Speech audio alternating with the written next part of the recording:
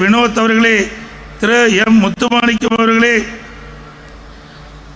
மற்றும் நிகழ்ச்சியில் பங்கு பெற்றிருக்கின்ற வக்கீல் மணிகண்டன் அவர்களே, வரி என்று சிறப்பித்துக் கொண்டிருக்கின்ற பாரதிய ஜனதா கட்சியினுடைய மாவட்ட தலைவர் வக்கீல் திரு சண்முகநாதன் அவர்களே, தமாக கட்சி நிர்வாகிகள் மாவட்ட தலைவர் திரு எஸ் செல்வம் அவர்களே, ஐஜேகே கட்சியினுடைய தலைவர்களே, நிர்வாகிகளே, வரி என்று சிறப்பித்துக் கொண்டிருக்கின்ற மேடையில் வீட்டுக்கின்ற முன்னாள் எம்பி, முன்னாள் சட்டமன்ற உறுப்பினர்களே மற்றும் நிகழ்ச்சியில் பங்கு பெற்று சிறப்பித்துக் கொண்டிருக்கின்ற களத்திலே பல்வேறு பொறுப்புகளை வைக்கின்ற நிர்வாகிகளே, வரி என்று சிறப்பித்துக் கொண்டிருக்கின்ற ஒன்றிய நகர பேரூராட்சி சார்புமன்ற அனைத்து நிர்வாகிகளே, கழக உடன்பிறப்புகளே, கூட்டணி கட்சி சேர்ந்த நிர்வாகிகளே, தொண்டர்களே, பத்திரிகையாளர்களே, ஊடக நண்பர்களே, இங்கே ஒரு குறிப்பிட்ட நேரத்தில் 3 நிமிடத்தில் அற்புதமாக பாட்டு பாடி படம் வரைந்த அருமைச்சோர் மூக்குத்தி முருகன் அவர்களே மற்றும் நிகழ்ச்சியிலே பங்கு பெற்றிருக்கின்ற பத்திரிகையாளர்களே, ஊடக நண்பர்களே, அனைவருக்கும் என்னுடைய முதற்கண் நன்றி கலந்த வணக்கம். சேலம் மாவட்டம்னா அதிமுக கோட்டை. நம்முடைய சேலம் மாவட்டத்தில் முதலாக வீரபாண்டி சட்டமன்ற தொகுதியில் எழுச்சி பயணத்தை மேற்கொண்டிருக்கிறோம். கிராமத்தில் சொல்லுவாங்க விளையும் பயிர் முறையிலே ஏற்றிருக்கிட்டு சொல்லுவாங்க. அதுபோல இந்த தொகுதியினுடைய வெற்றி மட்டுமல்ல, சேலம் மாவட்ட தொகுதியில் மட்டும் வெற்றி மட்டுமல்ல, தமிழ்நாட்டில் இருக்கின்ற 234 தொகுதியிலும் நம்முடைய கூட்டணி அதிக இடங்களில் வெல்லுவதற்கு இங்கு இருக்கின்ற மக்களே சாட்சி. ஆக நடைபெறுகின்ற சட்டமன்ற பொதுத் தேர்தலில் அதிமுக தலைமையில் அமைக்கப்படுகின்ற கூட்டணி பெரும்பான்மையான இடங்களிலே வெற்றி பெற்று அதிமுக தனி பெரும்பான்மையோடு ஆட்சி அமைக்கும். அதில் எந்தவித மாற்றமும் கிடையாது. அதிமுக ஆட்சி அமைப்பதை எந்த கொம்பனாலும் தடுக்க முடியாது. சேலம் மாவட்டம் அதிமுக கோட்டை என்பதை பல முறை நிரூபித்து காட்டிருக்கின்றோம்.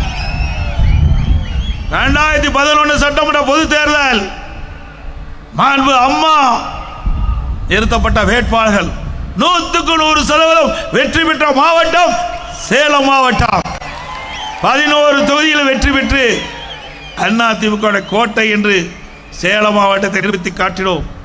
2016 11 சட்டமன்றத்தில் 10 இடங்களில் வென்று அதிமுக கோட்டை தமிழகத்தில் எந்த மாவட்டத்தில் வெற்றி பெற முடியாம டபுள் டிஜிட்ல வெற்றி பெற்ற ஒரே மாவட்டம் சேலம் மாவட்டம். அம்மா மறைவுக்கு பிறகு அதே வழியில் நின்று மக்களுடைய பேராதரவை பெற்று 2021 11 இடங்களில் 10 இடங்களிலே வென்று அதிமுக கோட்டை. எனக்கு முன்னாலே மாவட்ட கழக செயலாளர் குறிப்பிட்டார், நீங்க திரு ஸ்டாலின் அவர்கள் தமிழகத்திற்கு முதலமைச்சராக இருக்கலாம், ஆனால் சேலம் மாவட்டத்தில் ஆளுவது அனைத்து இந்திய அண்ணா திராவிட முன்னேற்ற கழகம். தப்பித்தவறி ஓரிடத்தில் வெற்றி பெற்று விட்டீர்கள். இந்த முறை அதுவும் உங்களுக்கு கிடைக்காது. சேலம் மாவட்டத்தில் இருக்கின்ற 11 சட்டமன்ற தொகுதியிலும் அதிமுக கூட்டணி வெற்றி பெறும். அந்த அளவுக்கு அனைத்து இந்திய அண்ணா திராவிட முன்னேற்ற கழக ஆட்சியில பொன்மனச்செம்மல் புரட்சி தலைவர் எம்ஜிஆர் காலத்திலும் சரி, இதே புரட்சி தலைவி அம்மா காலத்திலும் சரி, நான் முதலமைச்சர் இருந்த காலத்திலும் சரி, பல்வேறு திட்டங்களை கொண்டு வந்து கிராமத்திலிருந்து நகர வரை மக்களுக்கு தேவையான திட்டங்களை கொண்டு வந்து அதனால் மக்கள் நிறைய நன்மைகளை பெற்றுக்கின்றார்கள். இது அதிமுக வரலாறு. திராவிட முன்னேற்ற கழகம் ஆட்சிக்கு வந்து 4.25 ஆண்டுகள் ஆகிவிட்டன. சேலம் மாவட்டத்தில் ஏதாவது ஒரு திட்டத்தை கொண்டு வந்திருக்கின்றார்களா? கொண்டு வந்திருக்காங்களா? எந்த திட்டத்தையும் கொண்டு வரவில்லை. நாம் கொண்டு வந்த திட்டத்தை நிறுத்தியதுதான் திராவிட முன்னேற்ற கழக ஆட்சியுடைய சாதனை. இப்படிப்பட்ட மக்களோட ஆட்சி தொடர வேண்டுமா? எவ்வளவு சிரமப்பட்டு பல்வேறு திட்டங்களை கொண்டு வந்தோம். நூறு திட்டம், இன்னைக்கு விவசாய பெருடு மக்களுக்கு வாழ்வளிக்கக்கூடிய திட்டம். 4 சட்டமன்ற தொகுதி நன்மை பெறும். 4 தொகுதி 4 தொகுதியில் இருக்கின்ற சட்டமன்ற தொகுதியில் இருக்கின்ற விவசாயிகள் பொதுமக்கள் பயன்பெறக்கூடிய அற்புதமான திட்டம். பல ஆண்டு காலமாக அந்த மக்கள் கோரிக்கை வைத்திருந்தார்கள். அந்த கோரிக்கை நிறைவேற்றுவதற்காக அதிமுக ஆட்சியிலே அந்த திட்டத்தை நாங்கள் துவக்கினோம். முதல் கட்ட பணி நிறைவு பெற்று முதற்கட்டமாக 6 ஏரிகளை திறந்து வைத்தோம். அதற்கு பிறகு இதுவரை அந்த திட்டம் முழுமை பெறவில்லை. இதுதான் அந்த ஆட்சியுடைய அவலம். இப்படி அவல ஆட்சி தொடர வேண்டுமா? சிந்தித்து பாருங்கள். ஒரு ஆட்சி எதற்காக அமைகிறது? நாட்டு மக்கள் நன்மை செய்வதற்காக அமைகிறது. ஆனால் திமுக அப்படி அல்ல, குடும்பம் நன்மை பெறுவதற்காக இந்த ஆட்சியிலே பார்க்கப்படுகிறது. சிந்திச்சு பாருங்க. ஒரு குடும்பம் செல்வ செழிப்பிலே வாழ்வதற்கு 8 கோடி மக்களை சுரண்டுவது நியாயமா? 8 கோடி மக்களை சுரண்டி ஒரு குடும்பம் செல்வ செழிப்போடு வாழ்ந்து கொண்டிருக்கிறது. அதுக்கு முடிவு கட்டுகின்ற தேர்தல் வருகின்ற சட்டமன்ற பொது தேர்தல். முடிவு கட்டுவீங்களா? ஸ்டாலினோடே நீங்கள் எவ்வளவோ முயற்சி செய்கின்றீர்கள் ஆட்சியை மீண்டும் தொடர்வதற்கு. எந்த வகையிலும் உங்களுடைய முயற்சி வெற்றி பெறாது. 4 ஆண்டு காலம் கும்பகரன் போல் தூங்கிவிட்டு இன்றைக்கு ஞானோதயம் பிறந்து விட்டது திரு ஸ்டாலின் அவர்களுக்கு. இப்பொழுதுதான் மக்களை பற்றி சிந்திக்கின்றார்கள். மக்கள் செல்வாக்கு இழந்து விட்டார்கள். அதனால் புதிய புதிய திட்டத்தை அறிவித்து மக்களுடைய செல்வாக்கை பெற்று நடைபெறுகின்ற சட்டமன்ற பொது தேர்தலை வெற்றி பெற வேண்டும் என்ற நோக்கத்தோடு புதிய அறிவிப்புகளை வெளியிட்டுக் கொண்டிருக்கிறார் திரு ஸ்டாலின் அவர்கள். இன்றைக்கு தமிழகம் முழுவதும் போராட்ட களமாக மாறிவிட்டது. விவசாயிகள் போராட்டம், வியாபாரிகள் போராட்டம், பஸ் தொழிலாளர்கள் போராட்டம், செவிலியர் போராட்டம், தூய்மை பணியாளர் போராட்டம், அரசு ஊழியர்கள் போராட்டம். இப்படி தமிழ்நாடு முழுவதும் போராட்டமாக மாறிவிட்டது. உங்கள் ஆட்சியிலே நல்லது செய்திருந்தால் எதற்கு போராட்டம் நடைபெறும்? ஸ்டாலின் குறிப்பிடுகிறார், திராவிட முன்னேற்ற கழக ஆட்சி ஒரு சிறந்த ஆட்சி என்று. எதிலே சிறந்த ஆட்சி? லஞ்சம் வாங்குவதிலே சிறந்த ஆட்சி, கொள்ளையடிப்பதிலே சிறந்த ஆட்சி, மக்களுக்கு நன்மை கிடைப்பதிலே சிறந்த ஆட்சி அல்ல. எந்தெந்த வழியிலே ஊழல் செய்வது அதிலே ஒரு சிறந்த ஆட்சி திமுக ஆட்சி. மக்களை எப்படி சுரண்டுவது அதிலே சிறந்த ஆட்சி திமுக ஆட்சி. ஆனால் அனைத்து இந்திய அண்ணா திராவிட முன்னேற்ற கழகத்தை பொறுத்த வரைக்கும் நாட்டு மக்களுக்கு திட்டம் போடுவதிலே முதல் சிறந்த ஆட்சி அண்ணா திமுக ஆட்சி. போடப்பட்ட திட்டத்திலே நன்மை அதிகமாக பெற்றது மக்கள், அதிலே சிறந்த ஆட்சி அண்ணா திமுக. சிந்திச்சு பாருங்கள். திராவிட முன்னேற்ற கழக ஆட்சியும் அண்ணா திமுக ஆட்சியும் ஒப்பிட்டு பாருங்கள். இன்று தூத்துக்குடியிலே சமூக நலத்துறை அமைச்சர் ஒரு நிகழ்ச்சியிலே பங்கு பெற்று பேசுகிறார். தமிழகத்திலே 6999 போக்சோ சட்டம் பதிவு செய்யப்பட்டிருக்கிறது, வழக்கு பதிவு செய்யப்பட்டிருக்கிறது சொல்கிறார். அதில் பாதிக்கப்பட்டவர்களுக்கு 104 கோடி நிவாரணம் வழங்கப்பட்டதாக சொல்கிறார். நாம் சொல்லவில்லை, அந்த துறையினுடைய அமைச்சர் சொல்கிறார். அப்படி என்றால் தமிழகத்தில் சட்ட ஒழுங்கு எப்படி இருக்கிறது என்பதை எண்ணி பார்க்க வேண்டும். சிறுமிகளுக்கு எங்கே பாதுகாப்பு இருக்கின்றது?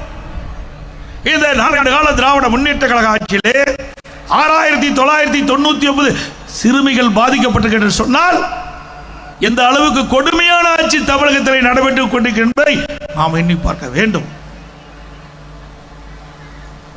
இன்றைக்கு சிறுமிகளுக்கு பாதுகாப்பு இல்லை, பெண்களுக்கு பாதுகாப்பு இல்லை, வயது முதிர்ந்த பெண்களுக்கு பாதுகாப்பு இல்லை, ஒட்டுமொத்தமா நாட்டு மக்களுக்கு பாதுகாப்பு இல்லை. சிந்திச்சு பாருங்க. ஒரு நாடு வளமாக சிறப்பாக இருக்க வேண்டும் என்று சொன்னால் சட்ட ஒழுங்கு சிறப்பாக இருக்க வேண்டும். அப்படி சட்ட ஒழுங்கு சிறப்பாக இருந்தால்தான் அந்த மாநிலத்துடைய வளர்ச்சி கூடும். ஆனா இங்கே அப்படி அல்ல. சட்ட ஒழுங்கு சந்தி சிரித்துக் கொண்டிருக்கிறது. நாட்டு மக்கள் ஒவ்வொரு நாளும் தங்களுக்கு என்ன நேரிடுமோ என்று அஞ்சி வாழக்கூடிய நிலை தமிழகத்தில் உருவாகி இருக்கின்றது. அதை பற்றியெல்லாம் திரு ஸ்டாலினுக்கு கவலை இல்லை. ஒரு 4 நாளுக்கு முன்பு நீங்கள் பார்த்திருப்பீர்கள், ஒரு வடமாநில தொழிலாளர் சென்னையில் இருந்து திருத்தணிக்கு ரயிலில் செல்கிறார். 4 சிறுவர்கள் அவரை பட்டா கத்தியோடு கஞ்சா போதையிலே கடுமையாக தாக்கிட்டார்கள். கெஞ்சுகிறார். எல்லா வலைதளங்களும் வந்திருக்கிறது. எவ்வளவு கொடுமையான நிகழ்ச்சி! இப்படிப்பட்ட ஆட்சி வர வேண்டுமா?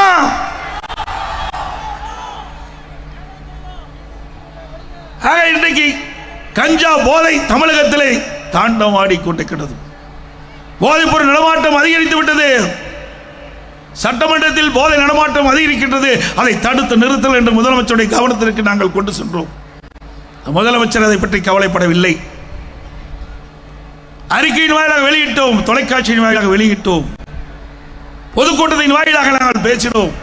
ஆனால் போதை நடமாட்டத்தை இந்த அரசு கட்டுப்படுத்தாத காரணத்தினால் இன்றைக்கு தமிழகத்தில் இருக்கின்ற நம்முடைய இளைஞர்கள், மாணவர்கள், பொதுமக்கள் போதைக்கு அடிமையாகி இன்றைக்கு சீரழிக்கக்கூடிய ஆட்சி இந்த ஆட்சியிலே பார்க்கப்படுகிறது. இப்படிப்பட்ட கேடுகட்ட ஆட்சி தேவையா?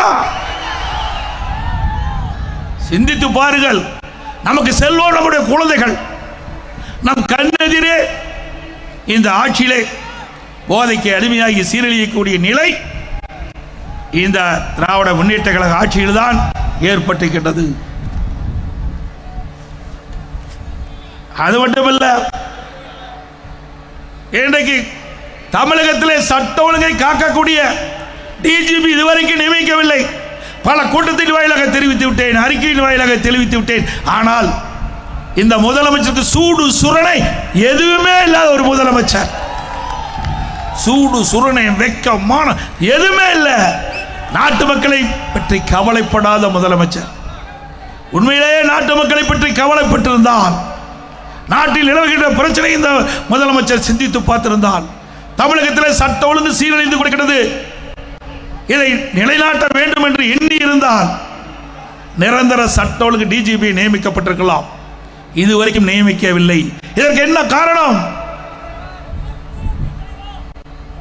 இந்த திராவிட முன்னேற்ற கழக அரசு அவர்கள் அனுப்பிய அந்த பட்டியலில் இருந்துதான் யுபிஎஸ்சி அதிலே 3 பேர் தேர்ந்தெடுக்கப்பட்டு இந்த மாநில அரசுக்கு அனுப்பி இருக்கின்றது. அந்த 3 பேரில் ஒருவரை நியமிப்பதற்கு உங்களுக்கு என்ன கஷ்டம்?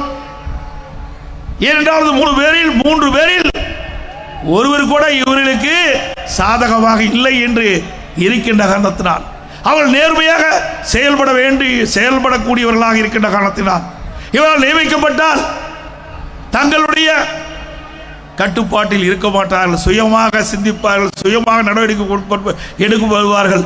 அதனால் நம்முடைய ஆட்சிக்கு ஆபத்து ஏற்பட்டுவிடும் என்ற ஒரே காரணத்திற்காக இன்று வரை அந்த பட்டியலில் இடம்பெற்றிருக்கின்ற 3 டிஜிபிகள் ஒருவரை நியமிக்காத காரணம். ஆக இனியாவது இந்த கூட்டத்தின் வாயிலாக தெரிவித்துக் கொள்கின்றேன். உயர்நீதிமன்றம், உச்ச நீதிமன்றம் எல்லாம் தெரிவித்து விட்டது. இன்னும் இந்த முதலமைச்சர், பொம்மை முதலமைச்சர், திறமையற்ற முதலமைச்சர் இன்னும் சட்ட ஒழுங்கு டிஜிபி நியமிக்கவில்லை. இதை உடனடியாக நியமிக்க வேண்டும் என்று இந்த கூட்டத்தின் வாயிலாக கேட்டுக்கொள்கின்றேன். நீங்கள் உண்மையிலேயே நாட்டு மக்களை காப்பாற்ற வேண்டும், நாட்டுக்கு நல்லது செய்ய வேண்டும் அப்படி என்ற எண்ணம் உங்கள் மனதிலே இருந்தால் உடனடியாக யுபிஎஸ்சி தேர்வு செய்யப்பட்ட அந்த 3 பேர் கொண்ட டிஜிபி பட்டியலில் ஒருவரை சட்ட ஒழுங்கு டிஜிபியாக நியமிக்க வேண்டும் என்று கேட்டுக்கொள்கிறேன். அதே போல இன்றைக்கு திராவிட முன்னேற்ற கழகம் என்று சொன்னால் அது ஒரு கார்ப்பரேட் கம்பெனி, அது கட்சி அல்ல. கட்சி அது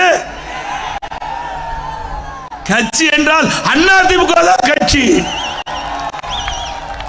இங்கே மேடையில் வீட்டிருக்கின்றார்கள், என் முன் அமர்ந்திருக்கின்றீர்கள்.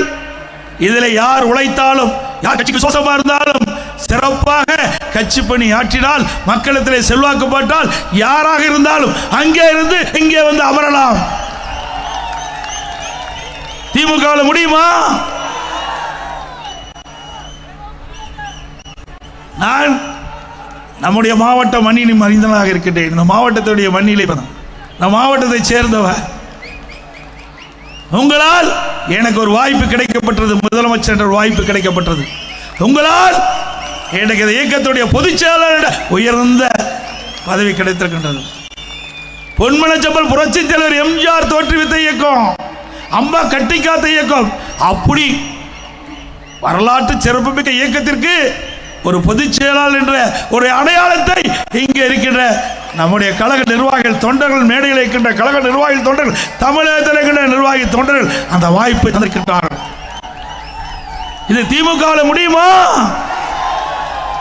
திரு கருணாநிதி அவர்கள் திமுக தலைவர், அதுக்கு பிறகு ஸ்டாலின் திமுக தலைவர், அதுக்கு பிறகு உதயநிதி வருவதற்கு துடித்துக் கொண்டிருக்கின்றார். அவருக்கு பிறகு இன்பநிதி வருவதற்கு ஆரம்பிக்கப்பட்டு விட்டார். எவ்வளவு வெட்கக்கேடானது! ஒரு குடும்ப ஆட்சி தொடர வேண்டுமா? வாரிசு அரசியல் தொடர வேண்டுமா? நடவேண்ட சட்டமன்ற பொது தேர்தலில் குடும்ப ஆட்சிக்கும் வாரிசு அரசியலுக்கும் முற்றுப்புள்ளி வைக்கின்ற தேர்தல் வருகின்ற சட்டமன்ற தேர்தல். நிறைவேற்றி காட்டுவீர்களா? சிந்திச்சு பாருங்க. திமுகவில் திரு உதயநிதி விட்டுட்ட வேற ஆளே இல்லையா? அவர் தான் துணை முதலமைச்சர். திரு கருணாநிதி குடும்பத்தில் பிறந்த ஒரே காரணத்திற்காக அந்த கட்சிக்கு எத்தனை முறை ஜெயிலுக்கு போயிருப்பார், அந்த கட்சிக்கு எத்தனை ஆண்டு காலம் உழைத்திருப்பார். சிந்திச்சு பாருங்க. இதே அவருடைய கட்சியிலே இன்றைக்கு சட்டமன்றத்திலே அதிக நாட்கள் சட்டமன்ற உறுப்பினராக இருந்தவர் அண்ணன் துரைமுருகன் அவர்கள். அவர் திரு கருணாநிதி குடும்பத்திலே பிறக்காத காரணத்தினாலே நீண்ட நாட்கள் சட்டமன்ற உறுப்பினராக இருந்தாலும் அவருக்கு அந்த வாய்ப்பு கிடைக்கவில்லை. அடிக்கடி திரு ஸ்டாலின் அவர்கள் குறிப்பிடுவார், எமர்ஜென்சி மிசா சட்டம், அதிலே நாங்கள் பட்ட துன்பம் ஏராளம் என்று சொல்லுவார். அதிலேயும் துரைமுருகன் அவர்களும் பங்கு பெற்றார். அப்படிப்பட்ட ஒருவருக்கு அங்கே துணை முதலமைச்சர் கிடையாது.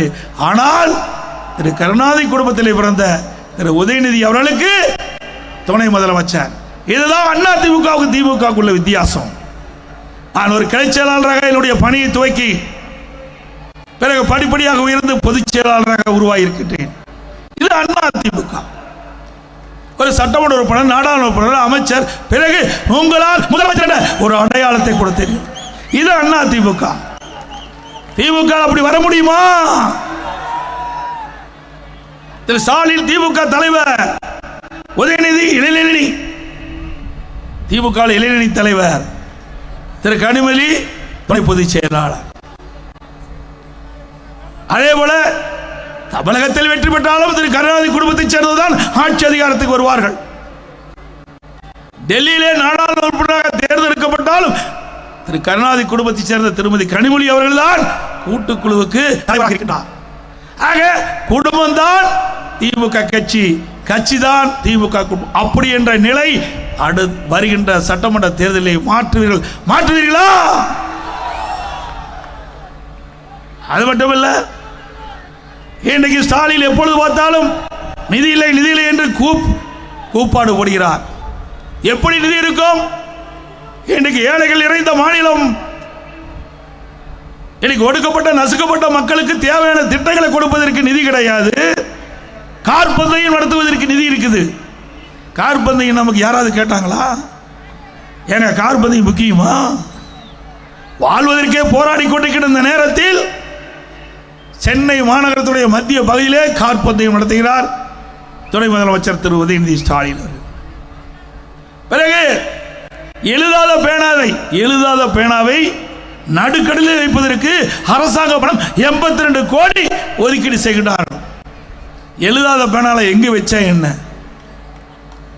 எழுதுற பேனாவை நம்முடைய மாணவர்களுக்கு கொடுக்கல, எழுதுற பேனாவை மாணவர்களுக்கு கொடுங்க, அரசு பள்ளியை படிக்கிற மாணவர்களுக்கு கொடுங்க, பாட்டுவாங்க.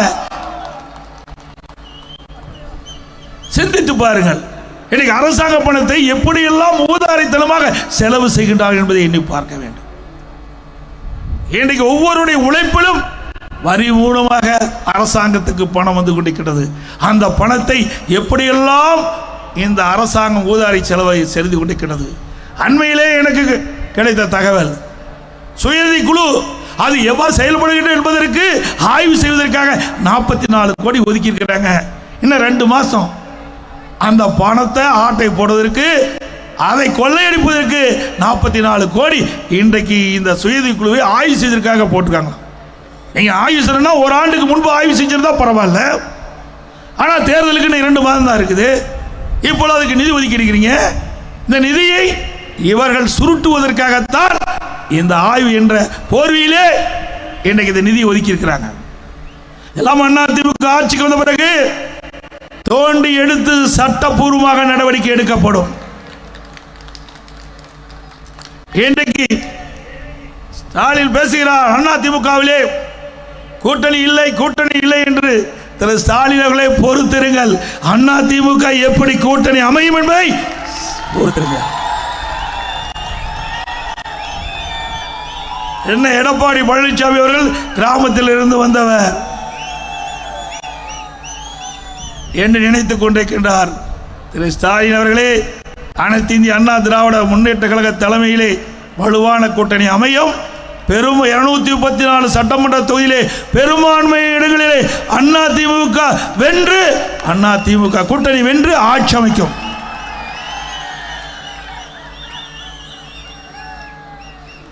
இன்றைய தினம் திராவிட முன்னேற்ற கழகம் தேர்தல் நேரத்தில் 525 அறிவிப்புகள் வெளியிட்டாங்க. இன்னும் பத்திரிகையில் பார்க்கிறேன் 80% அறிவிப்புகள் நிறைவேற்றப்பட்டதாக ஒரு பச்சை பொய்யை முதலமைச்சர் சொல்லுகிறார். திமுக நிர்வாகிகள் குறிப்பிட்டு பத்திரிகையில் வந்த செய்தி நிறைவேற்றுகிறீங்களா? இன்றைக்கு நம்முடைய மாணவர்கள் இளைஞர்கள் வங்கியில் வாங்கிய கல்வி கடன் ரத்து என்று திராவிட முன்னேற்ற தேர்தலில் குறிப்பிட்டாங்க. ரத்து செஞ்சாங்களா? மாதந்தோறும் கேஸ் மானியம் 100 ரூபாய் கொடுக்கறாங்க, கொடுத்தாங்களாமா? சத்தமா சொல்லுங்கம்மா. ரேஷன் கடையில் மாதந்தோறும் சர்க்கரை கூடுதலாக 1 கிலோ கொடுப்பாங்க, கொடுத்தாங்களா? அதைவிட மிகப்பெரிய பொய் இங்கே அமர்ந்திருக்கின்றார்கள் நம்முடைய தாய்மார்கள். 100 நாள் வேலை திட்டத்தை 180 நாளாக உயர்த்தணும் சொன்னாங்க, உயர்த்தினாங்களா? அந்த 100 நாள் வேலை திட்டத்தில் பணிபுரிந்த ஊழியர்களுக்கு முறையாக சம்பளம் கூட கொடுக்க முடியாத கையிலாகாத அரசு அதிமுக அரசு. இன்னைக்கு மத்திய அரசு தொடர்ந்து அனைத்து இந்திய அண்ணா திராவிட முன்னேற்ற கழகம் ஆட்சியில் இருந்தாலும் இல்லாவிட்டாலும் மக்கள் பிரச்சனையை முன்வைப்பதிலே முதல் கட்சி அதிமுக கட்சி, முதன்மையான கட்சி அதிமுக கட்சி. அதனால நம்முடைய தாய்மார்களுடைய நிலையை கருதி, கிராமப்புற சூழ்நிலை கருதி 100 நாள் வேலை திட்டத்தை 180 நாளாக உயர்த்த வேண்டும் என்று தொடர்ந்து மத்திய அரசிடம் கோரிக்கை வைத்து வந்தோம். நம்முடைய கோரிக்கையை ஏற்று இன்றைய தினம் மத்திய அரசு 100 நாள் வேலை திட்டத்தை 125 நாட்களாக உயர்த்துகிறது. பணி பாதுகாப்பு வழங்கப்பட்டுகிறது. பணி செய்து முடிந்து 15 நாட்கள் அவர்களுக்கு கிடைக்க வேண்டிய சம்பளம் முறையாக போய் சேர வேண்டும் என்று இன்றைக்கு மத்திய அரசு அறிவித்திருக்கின்றது. ஆனால் இன்றைக்கு திராவிட முன்னேற்ற கழகம் அங்கே ஒரு போராட்டத்தை நடத்தினார்கள். செய்தியிலே குறிப்பிட்டார்கள், 100 நாள் வேலை திட்டத்தை ரத்து செய்வதாக ஒரு பொய்யான செய்தியை வெளியிட்டு இன்றைக்கு ஒரு குழப்பத்தை ஏற்படுத்த முயற்சித்தார்கள். திமுகனால 100 நாள் வேலை திட்டத்தை 150 நாள் உயர்த்த முடியல. இதனால் ஒரு குழப்பத்தை உண்டாக்கி இதில் அரசியல் ஆதாயம் தேட முயற்சித்தார்கள். அதுவும் தோல்வியிலே முடிந்து விட்டது. மக்கள் விழிப்போடு இருக்கிறார்கள். திரு ஸ்டாலின் அவர்களே, நீங்கள் எத்தனை பொய்யை கக்கினாலும் மக்களிடத்தில் எடுபடாது. உண்மை ஒருபோது உறங்காது. உண்மைதான் வெல்லும். 100 நாள் வேலை திட்டத்தை 125 நாளா அறிவிச்சிருக்கிறாங்க. ஆனால் ஸ்டாலின் சொல்லுவது என்ன? போராட்டத்திலே அவருடைய கூட்டணி கட்சி சேர்ந்தவர்கள் சொல்லுவது என்ன? 100 நாள் வேலை திட்டம் ரத்தாகிவிடும் அப்படி என்ற ஒரு தவறான பொய்யான இன்னைக்கு அறிக்கை விட்டு ஆர்ப்பாட்டத்திலே பேசி மக்களை குழப்புகின்ற அரசு தான் இன்றைக்கு அதிமுக அரசு. அது மட்டுமல்ல, அதிமுக ஆட்சி நடைபெற்ற சட்டமன்ற தேர்தலிலே வெற்றி பெற்று நம்முடைய கூட்டணி அதிக இடங்களை வெற்றி பெற்று தனி பெரும்பான்மையோடு அதிமுக ஆட்சி அமைந்தவுடனே 125 நாட்கள் இப்பொழுது அறிவிக்கப்படுகிறது. 180 நாட்களாக உயர்த்தப்படும். 125 நாள் 180 நாளாக உயர்த்தப்படும்.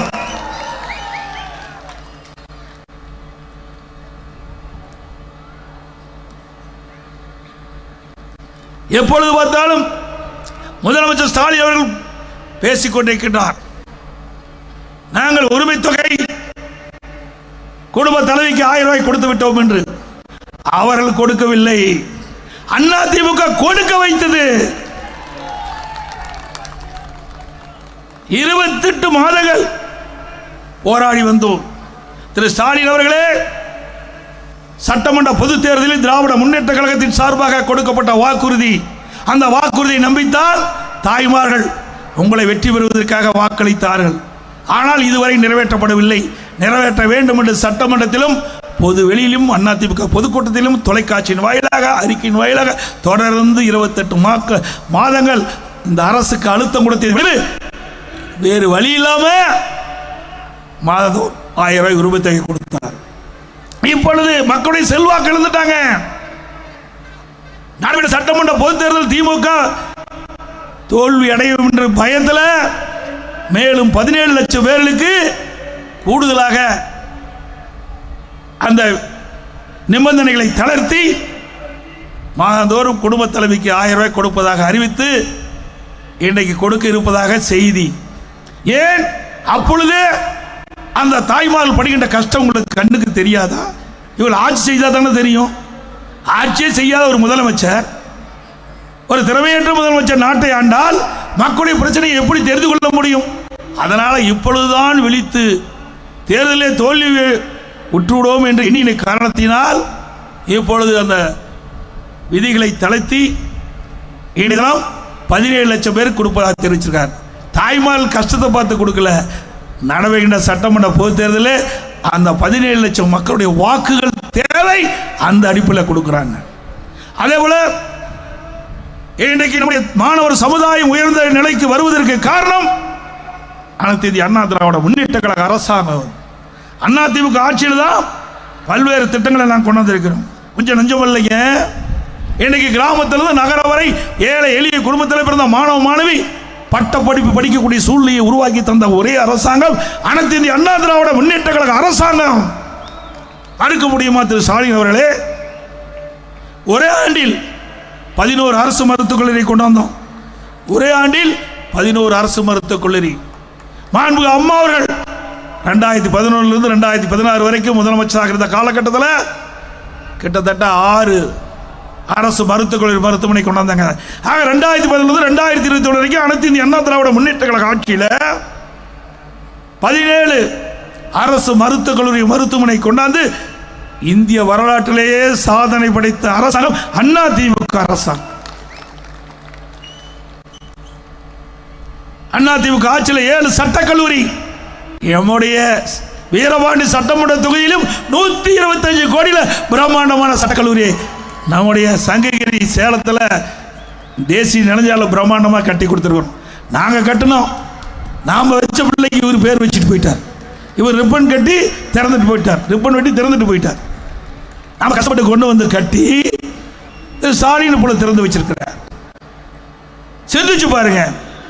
அதோட 21 பாலிடெக்னிக் கல்லூரி, 10 ஆண்டுகள் 68 கலை மற்றும் அறிவியல் கல்லூரி, 4 பொறியியல் கல்லூரி, 5 கால்நடை மருத்துவக் கல்லூரி ஆராய்ச்சி நிலையம், 4 வேளாண்மை கல்லூரி, அதே போல ஐடி பிடெக். இப்படி நம்முடைய ஏழை எளிய குடும்பத்தில் பிறந்த மாணவ மாணவி பட்டப்படி படிப்பதற்காக அதிகமான கல்லூரிகளை திறந்த ஒரே அரசாங்கம் அனைத்து இந்திய அண்ணா திராவிட முன்னேற்ற கழக அரசாங்கம். எங்களை பார்த்து ஸ்டாலின் சேலஞ்சு பண்றார். அதிமுக ஆட்சியில் 5% பணிகள் நிறைவேற்றப்பட்டது. இதெல்லாம் அவர் கண்ணுக்கு தெரியல, தெரிஞ்சா தானே பேசுறதுக்கு. தெரியாத முதலமைச்சர் நாம தமிழ்நாட்டை ஆண்டு கொண்டிருக்கிறார். அதனாலதான் இந்த புள்ளி உரம் தெரியாமல் பேசிக் கொண்டிருக்கிறார் திரு ஸ்டாலின் அவர்களே. அதிமுக ஆட்சியிலே கல்வி சிறந்தது, கல்வி வளர்ச்சிப்படுத்தது. இந்தியாவிலே உயர்கல்வி படிப்பதிலே முதல் மாநிலம் தமிழ்நாடு என்ற பெருமை 2019-20 அடைந்தோம். இன்னைக்கு தமிழகத்திலே பல்வேறு துறைகள் இருக்கின்றன. ஒவ்வொரு துறையும் சிறந்த நிர்வாக திறமையின் காரணமாக தேசிய அளவில் அதிக விருதுகளை பெற்ற ஒரே அரசாங்கம் அதிமுக அரசாங்கம். திரு ஸ்டாலின் அவர்களே, மின்சாரத்துறையிலே தேசிய விருது, போக்குவரத்து துறையிலே தேசிய விருது, உயர்கல்வியிலே தேசிய விருது, சமூக துறையிலே தேசிய விருது, இன்றைக்கு கூட்டுறவுத்துறையிலே தேசிய விருது, இன்றைக்கு வேளாண்மை துறையிலே உணவு தானிய உற்பத்தி அதிக அளவிலே உற்பத்தி செஞ்சு தேசிய கிஸ்கர்மான் என்ற உயர்ந்த விருதை தொடர்ந்து 5 முறை பெற்ற மாநிலம் தமிழ்நாடு. உறுப்பு மாற்று அறுவை சிகிச்சை தொடர்ந்து 5 முறை தேசிய விருதுகளை பெற்றோம். இது அதிமுக சாதனை. சேலஞ்சு என்று சொல்கிறீங்களா? இப்படி நாங்க சேலஞ்சு பண்றோம். இப்படி உங்களுடைய ஆட்சியில ஒவ்வொரு துறை வாரியாக தேசிய விருதுகள் பெற்ற வரலாறு உண்டா?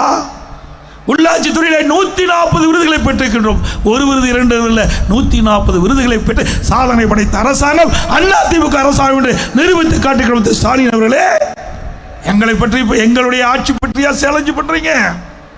சொல்லுங்க, உங்களுடைய ஆட்சியில் என்ன செய்தீர்கள்? சேலம் மாவட்டம் எடுத்துக்க. சேலம் மாவட்டத்தில் நகரத்தில் எத்தனை பாலங்கள், கூட்டுக்குடி திட்டம் வீரபாண்டி சட்டமன்ற தொகுதியிலே கிராமத்திலிருந்து நகர வரை பாதுகாக்கப்பட்ட காவிரி தண்ணீர் கொடுத்த அரசாங்கம் அதிமுக அரசாங்கம். மலை பகுதிக்கு சாலை வசதி கொடுத்த அரசாங்கம் அதிமுக அரசாங்கம். இன்றைக்கு தமிழ்நாடு முழுவதும் சிறப்பான சாலைகளை அமைத்து கொடுத்திருக்கின்றோம். இன்றைக்கு மத்திய தகவல் போக்குவரத்துறை அமைச்சர் ஒரு 5 ஆண்டுக்கு முன்பு நாடாளுமன்றத்தில் பேசுகின்ற பொழுது இந்தியாவிலே தார் சாலை அதிகமும் நீளமுள்ள ஒரே மாநிலம் தமிழ்நாடு என்று பெருமையோடு சட்டமன்றத்தில் பேசினார், நாடாளுமன்றத்தில் பேசினார். இது அதிமுக சாதனை. வரலாறு தெரியாமல் இன்றைக்கு முதலமைச்சர் பேசிக் கொண்டிருக்கின்றார். ஸ்டாலின் அவர்களே, ஆட்சி அதிகாரம் கையிலே இருக்கின்றது. அதனால் நீங்கள் போற பக்கம் மக்களை அழைத்து கூட்டத்தில் பேசிக் கொண்டிருக்கின்றீர்கள். எதிர்க்கட்சி என்று வருகின்ற பொழுது திமுக என்ற கட்சி அடையாளம் தெரியாமல் போய்விடும். அந்த அளவுக்கு ஊழல் மலிந்து இருக்கின்றது. ஊழல் துறையே கிடையாது. இன்னைக்கு நகராட்சி குடிநீர் வழங்கல் துறை பணியாளர்கள் நியமிப்பதில் சுமார் 800 கோடிக்கு மேல ஊழல். இன்றைக்கு ஈடி அதை கண்டுபிடித்து சம்பந்தப்பட்ட அமைச்சர் அதிகாரி மீது எஃப்ஐஆர் போட வேண்டும் என்று 2 முறை மாநில அரசுக்கு இன்றைக்கு கடிதம் கொடுத்திருக்கிறது. இதுவரைக்கும் அதற்கு உண்டான நடவடிக்கை எடுக்கவில்லை. அதிமுக ஆட்சி மலர்ந்தவுடன் சட்டபூர்வமாக நடவடிக்கை எடுக்கப்படும். அதே போல தமிழகத்தில் டாஸ்மாக் கடை 6000 கடைகள் இருக்கின்றன. அந்த டாஸ்மாக் கடையில் ஒரு நாளைக்கு ஒரு நாட்களுக்கு 1.5 கோடி பாட்டில் விற்கிறது. ஒரு பாட்டிலுக்கு 10 ரூபா அதிகமாக வசூல் பண்றாங்க. அப்படி ஒரு நாளைக்கு 1.5 கோடி பாட்டிலுக்கு 10 ரூபா வசூல் பண்ணா 15 கோடி ஒரு நாளைக்கு மேலிடத்துக்கு போவதாக பரவலான செய்தி. மாசத்துக்கு 450 கோடி, 4 ஆண்டுக்கு 22,000 கோடி கொள்ளை எடுத்த அரசாங்கம் திராவிட முன்னேற்ற கழக அரசாங்கம். இந்த அரசாங்கம் தொடர வேண்டுமா? அது மட்டுமல்ல, 2 ஆண்டுக்கு முன்பு தமிழகத்தில் திராவிட முன்னேற்ற கழக அமைச்சர்கள் இருக்கின்ற நிதியமைச்சர் திரு பல்வேலி தேவராஜன் அவர்கள் ஆடியோவில் ஒரு செய்தி வெளியிட்டார். திரு சபரீசன், திரு உதயநிதி 30,000 கோடி கையில் வைத்துக் கொண்டு என்ன செய்வது என்று தடுமாறி கொண்டிருக்கின்ற செய்தி தமிழ்நாடு மூலம் அதிர்வலை ஏற்படுத்தியது. இன்று வரை முதலமைச்சர் மறுக்கவில்லை. இப்படி ஊழல் ராஜ்யம் செய்கின்ற அரசு தேவையா? அதோடு அனைத்து இந்திய அண்ணா திராவிட முன்னேற்ற கழக ஆட்சியில் கொண்டு வரப்பட்ட திட்டம் பல திட்டங்களை நிறுத்திவிட்டார்கள். தாலிக்கு தங்கம், ஏழை குடும்பத்தில் பிறந்தவர்கள், வயது வந்த பெண்கள், பொருளாதார சூழ்நிலையின் காரணமாக திருமணம் தடைப்படுவதை மாண்பு அம்மாவுடைய கவனத்தில் கொண்டு சென்றவுடன் மாண்பு அம்மாவுடைய சிந்தனையிலே ஒதுக்கப்பட்ட அற்புதமான திட்டம் தாலிக்கு தங்கம் திட்டம், திருமண உதவி திட்டம் 20,000 50,000 அந்த திட்டத்தை நிறுத்திவிட்டார்கள். மீண்டும் அதிமுக ஆட்சி வந்தால் அந்த திட்டம் தொடரவும். அந்த திட்டத்தில் இருக்கின்ற மணப்பெண்ணுக்கு பட்டு சேலை வழங்கப்படும், மணமகனுக்கு பட்டு வேஷ்டி வழங்கப்படும். அதேபோல ஒவ்வொரு தீபாவளி வருகின்ற பொழுதும் நம்முடைய சகோதரிகளுக்கும் தாய்மார்களுக்கும் பட்டு சேலை வழங்கப்படும். ஒவ்வொரு தீபாவளியும் பட்டு சேலை வழங்கப்படும். அதோடு கிராமத்திலிருந்து நகர வரை ஏழைகளுக்கு அற்புதமான காங்கிரீட் வீடு கட்டி கொடுக்கப்படும். குறிப்பாக பட்டியலின மக்களுக்கு வீட்டு மனையே இல்லாவிட்டாலும் அரசாங்கமே வீட்டு மனை வாங்கி அவளுக்கு பல லட்சம் ரூபாய் மதிப்பீட்டிலே அற்புதமான காங்கிரீட் வீடு பட்டியலின மக்கள், அருந்திதர மக்கள், ஆதிராட மக்களுக்கு வழங்கப்படும். அதேபோல அந்த பட்டியலின மக்களுக்கு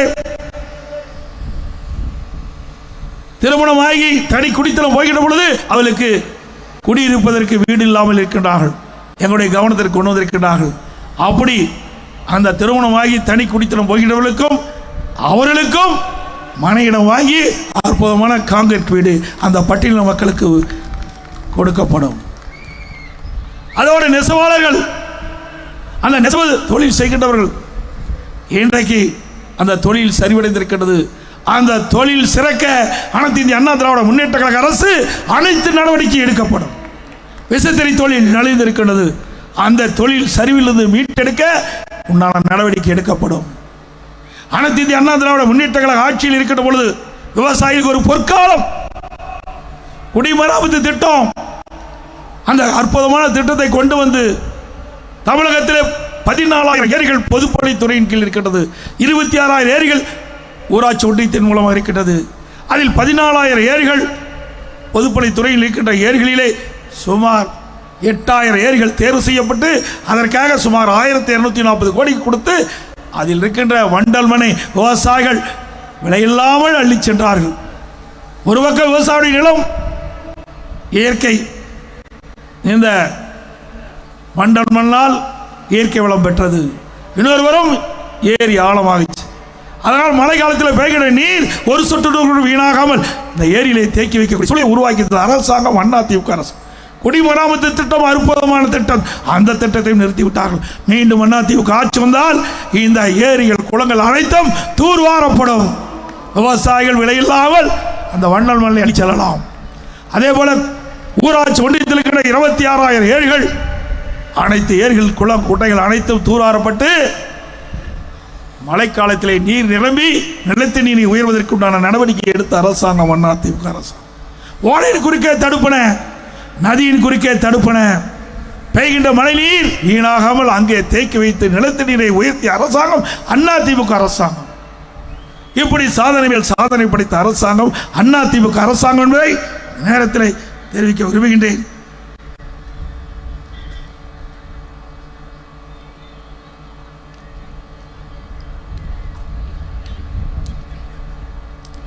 நம்முடைய விவசாயிகள் பயன்பெற என்பதற்காக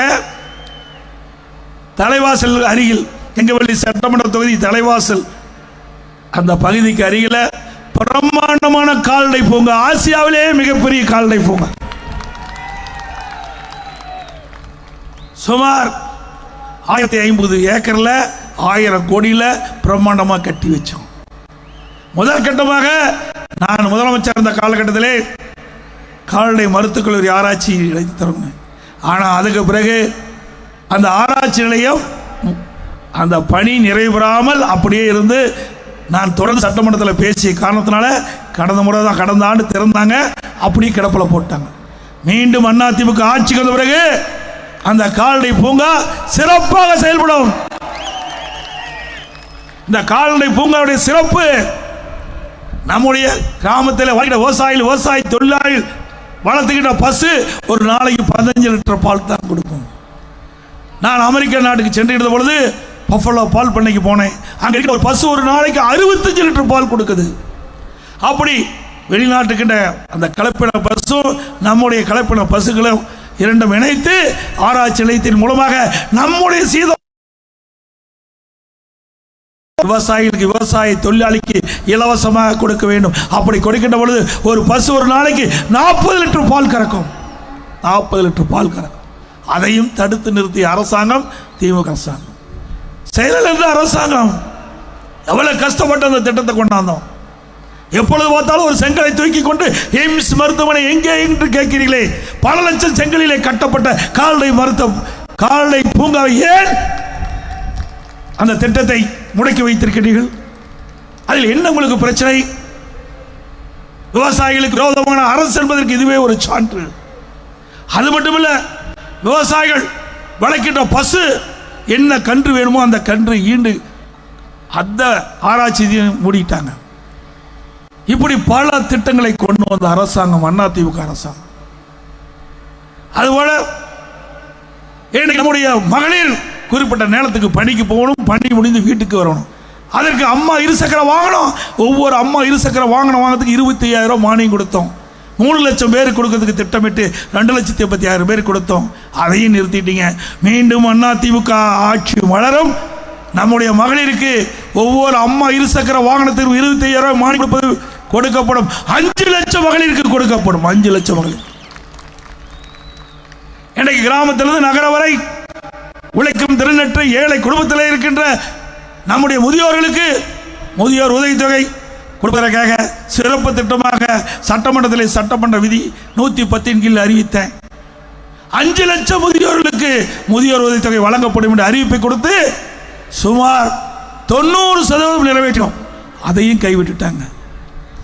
அதிமுக ஆட்சி மலர்ந்தவுடன் முதியோர்களுக்கு அவர்கள் இல்லம் தேடி முதியோர் உதவித்தொகை வழங்கப்படும். அதோடு அதிமுக ஆட்சி இருக்கின்ற காலகட்டம் 2021 சட்டமன்ற பொதுத் தேர்தலில் தெளிவாக தெரிவித்தோம். அதிமுக ஆட்சிக்கு வந்தா ஒவ்வொரு குடும்ப அட்டைக்கும் நம்முடைய அதிமுக அரசு உதவித்தொகையாக 1,500 ரூபாய் கொடுக்கணும். ஆனால் திமுக 1000 ரூபாய் கொடுக்க, மக்களை ஏமாற்றி வஞ்சித்து மக்களை வாக்களை பெற்று ஆட்சிக்கு அமைந்த அரசு திமுக அரசு. அதிமுக ஆட்சி ஒவ்வொரு குடும்ப அட்டைக்கும் 1,500 ரூபாய் வழங்கும் என்று அன்றைய தினமே அறிவித்தோம் 2021. அதே போல சட்டமன்றத்தில் திரு ஸ்டாலின் அவர்கள் தேர்தல் அறிக்கையிலே குறிப்பிட்டார், சட்டமன்றம் ஒவ்வொரு ஆண்டும் 100 நாட்கள் நடைபெறும் என்று சொன்னார். 5 வருடமாக சட்டமன்றத்திலே 100 நாட்கள் நடைபெறல. ஒவ்வொரு ஆண்டும் அந்த 5 ஆண்டு நிறைவேறுகின்ற பொழுது 100 நாட்கள் தான் நடைபெறும். இப்படி அறிவிப்பது ஒன்று, ஆனால் நிறைவேற்றுவது ஒன்று. இப்படி இரட்டை வேடம் போடுகின்ற கட்சி திமுக ஆட்சி, திமுக அரசாங்கம் என்பதை நாம் எண்ணி பார்க்க வேண்டும்.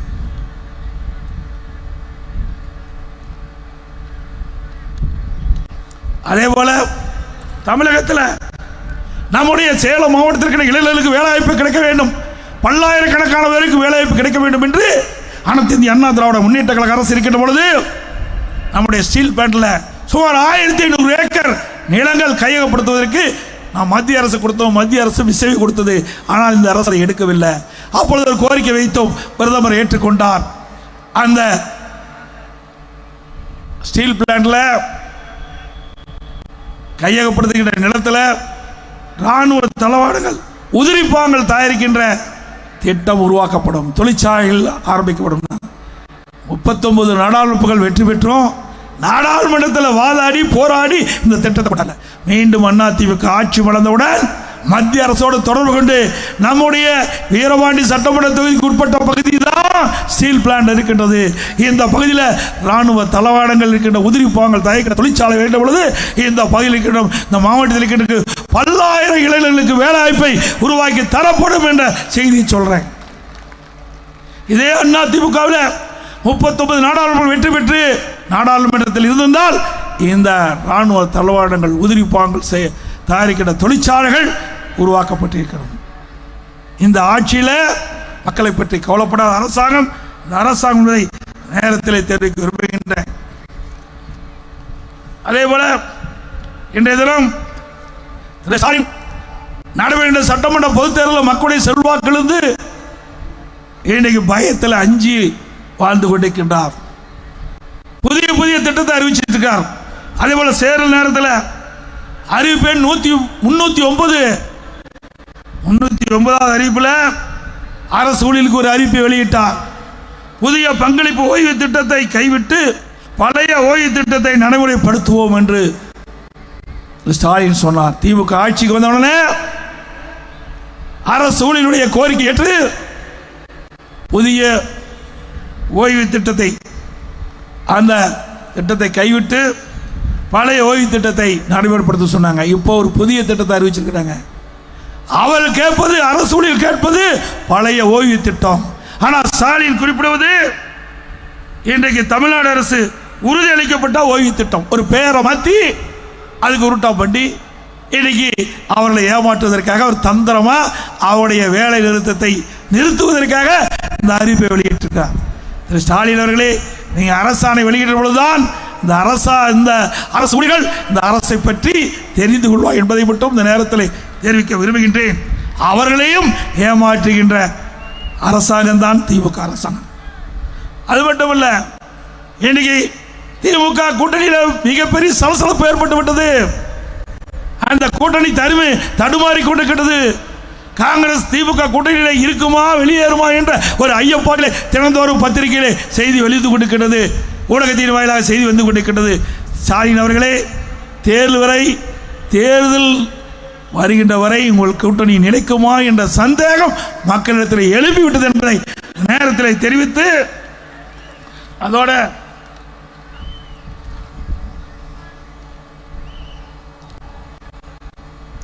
திராவிட முன்னேற்ற கழக ஆட்சி அமைந்த பிறகு மின் கட்டணம் இதுவரை 67% உயர்ந்து விட்டது. வீட்டு வரி 100% உயர்ந்து விட்டது. கடைக்கு 150% உயர்ந்து விட்டது. கடைக்கு இன்றைக்கு 2 பங்கு மின் கட்டணம் வசூல் பண்றாங்க. பீக் அவர் என்று சொல்லி 2 மடங்கு கட்டணம் வசூல் பண்றாங்க. குடிவரி உயர்வை குப்பைக்கு வரி போட்டுட்டாங்க. இப்படி வரி போட்டு மக்கள் தலைமீது நிதி சுமத்திய ஒரே அரசாங்கம் திராவிட முன்னேற்ற கழக அரசாங்கம். அது மட்டுமல்ல, இன்னைக்கு ஜல்லி விலை இன்னைக்கு உச்சத்தை தொட்டு விட்டது. எம்சாண்ட் உச்சத்தை தொட்டு விட்டது. இன்றைக்கு இந்த விடியா திமுக அரசு இந்த கிரஷர் உரிமையாளர்களை மிரட்டி ஒரு ஏக்கருக்கு 3 லட்சம் ரூபாய் கொடுக்க வேண்டும். அந்த மைன்ஸ் இருக்கின்ற அந்த பரப்பளவுக்கு ஏற்றவாறு ஒரு ஏக்கருக்கு 3 லட்சம். அதோட அந்த ஸ்டாக் யார்டு கிரஷருக்கு 10 லட்சம். அப்படி ஒரு கிரஷருக்கு 30 லட்சம். தமிழகத்தில் 3000 ஜல்லி கிரஷர் இருக்குது. அப்படி 3000 ஜல்லி கிரஷருக்கு ஒரு கிரஷருக்கு 30 லட்சம்னா 900 கோடி இன்னைக்கு வசூல் செஞ்சுட்டு இருக்காங்க. முதல் கட்டமாக கோவை மாவட்டத்தில் 4.5 கோடி கொடுத்துட்டாங்க. இன்னைக்கு சேலம் மாவட்டத்தில் எப்பொழுது உங்களுக்கு பர்மிட் கொடுக்க வேண்டும் என்று சொன்னால் ஒவ்வொரு கிரஷர் உரிமையாளரும் திமுக இந்த விலை நிர்ணயம் செய்ய இருக்குது. இந்த பணத்தை கொடுத்தால்தான் உங்களுக்கு பர்மிட் வழங்குவோம் என்று சொல்கிறார். மாவட்ட ஆட்சியாளருக்கு சொல்கிறேன், எச்சரிக்கையாக விடுகிறேன். ஏற்கனவே ஜல்லி விலை உச்சத்தை தொட்டு விட்டது. இன்னைக்கு கட்டுமான தொழில் சரிந்து விட்டது. இப்படிப்பட்ட நிலையில் நீங்க ஒவ்வொரு கிரஷர் உரிமையாளருக்கும் சுமார் 30 லட்சம் ரூபாய் லஞ்சம் கேட்டா அவர்கள் என்ன செய்வார்கள்? அந்த கிரஷர் உற்பத்தி செய்கின்ற ஜல்லி எம்சாண்ட்ல விலை உயர்த்துவாங்க. அப்ப மக்கள் பாதிப்பாங்க.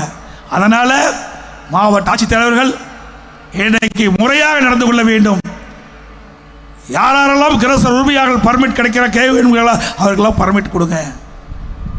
மக்களை வஞ்சிக்காதீங்க. ஆக திராவிட முன்னேற்ற கழக அரசுக்கு எச்சரிக்கை விடுகிறேன். திமுக ஆட்சியாளருக்கு எச்சரிக்கை விடுகிறோம். மீண்டும் அண்ணா திமுக ஆட்சி மலர்வது 100% உறுதி. அண்ணா திமுக ஆட்சிக்கு வந்தா இப்படி ஜல்லி கிரஷர் உரிமையாளர்களை மிரட்டி லஞ்சம் வாங்கின்ற அதிகாரிகள், சம்பந்தப்பட்ட உயர் அதிகாரிகள் பதில் சொல்லியாக வேண்டும். சட்டத்தை முன் நிறுத்தப்படுவார் என்பதை நேரத்தில் தெரிவித்து மிகச் சிறப்பாக எழுச்சியாக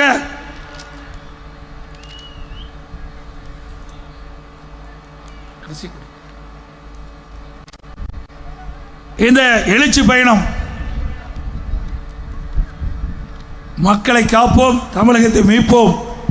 இந்த அற்புதமான நிகழ்ச்சிக்கு இரவுகள் வராமல் உழைத்து இன்றைக்கு சேலம் மாவட்டம் வீரபாண்டி தொகுதி சட்டமன்ற தொகுதி அதிமுக கோட்டை என்ற நிரூபிக்கின்ற அளவுக்கு மக்கள் வெள்ளம் குழுமி முதல் நிகழ்ச்சி துவக்கிட்டோம். இதுவரை 181 சட்டமன்ற தொகுதியிலே இறைச்சி பயணத்தை மேற்கொண்டிருக்கின்றேன். அனைத்து இடங்களிலும் மக்கள் வெள்ளம் அலைமோதியது. இன்றைக்கு சேலம் மாவட்டம் முதல் தொகுதி வீரபாண்டி சட்டமன்ற தொகுதி எழுச்சி பயணத்தை துவக்கியிருக்கின்றோம். இந்த எழுச்சி பயணம் வெற்றிகரமாக நடைபெற்றிருக்கின்றது என்பதை பெருமையோடு சொல்லி, இதற்கு காரணமான நம்முடைய ஆற்றல் மிகு மாவட்ட கழக செயலாளர் அறிவிச்சார் ஆர் இளமோகன் அவர்களுக்கும், அவருக்கு துணையாக நின்ற சட்டமன்ற உறுப்பினர் அறிவிச்சவர் ராஜா என்று ராஜமுத்தவர்களுக்கும், அவருக்கு துணையாக நின்ற ஒன்றிய கழக செயலாளருக்கும் பேருகழக செயலாளருக்கும், இந்த தொகுதியில் இருக்கின்ற கழகத்தில் பல்வேறு பொறுப்புகள் இருக்கின்ற நிர்வாகிகளுக்கும், வருகின்ற சிறப்பித்த அனைத்து கழக உறுப்பினர்களுக்கும், கூட்டணி சேர்ச்ச நிர்வாகிகளுக்கும், பெரியோர்களுக்கும் தாய்மார்களுக்கும் நன்றி தெரிவித்து விடைபெறுகின்றேன். நன்றி, வணக்கம்.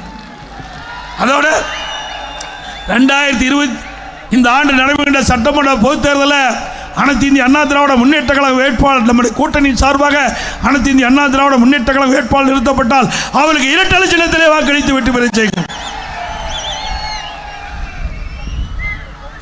ஸ்டாலின் மாடல் அரசு ஃபெயிலியர் மாடல் அரசு. Bye bye Stalin. அனைவருக்கும் ஆங்கில புத்தாண்டு நல்வாழ்த்துக்கள். அனைவருக்கும் தைப்பொங்கல் நல்வாழ்த்துக்கள்.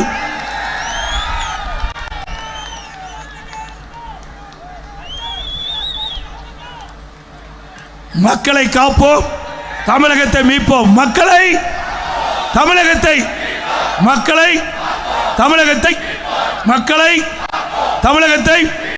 நன்றி, வணக்கம்.